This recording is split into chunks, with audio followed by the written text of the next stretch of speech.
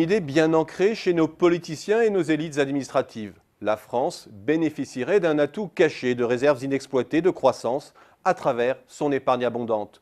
Nul besoin de fissurer les roches et de polluer nos nappes phréatiques. Les gouvernements multiplient les niches depuis des années pour mobiliser ce carburant de croissance.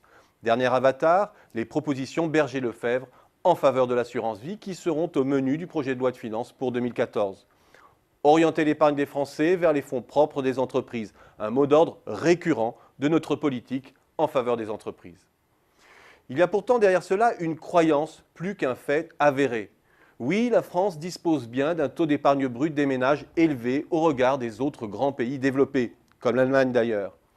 Mais les comparaisons sont d'une robustesse très relative, on le sait. Problème de périmètre, problème d'hétérogénéité, liés au poids très différent des dépenses collectives selon les pays. Mais passons, là n'est pas l'essentiel. Il y a d'abord le fait qu'une grande partie de l'épargne française va dans la pierre. C'est pourquoi il faut porter une attention particulière à l'épargne financière. La composante de l'épargne qui ne s'investit pas dans l'immobilier et qui peut s'orienter vers les entreprises. Cette optique ne déclasse pas totalement la France, en apparence du moins. Sur les 5 dernières années, la France figure toujours dans le top 5 européen. Mais regardons maintenant les stocks. Les flux ne nous disent pas tout sur le réservoir mobilisable.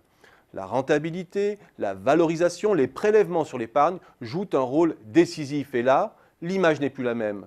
La France n'est plus qu'un pays moyen.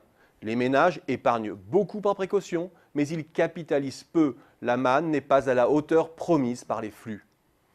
Dernier bémol, l'épargne des ménages ne donne qu'une photographie partielle des ressources financières mobilisables par un pays. Regardons le taux d'épargne national. Là encore, l'image est toute différente. La France n'est plus un champion de l'épargne. L'épargne des ménages est la contrepartie de la désépargne des autres secteurs, notamment celle du secteur public, qui la stérilise en partie. Alors, que dire des politiques de mobilisation d'un trésor qui n'existe pas ?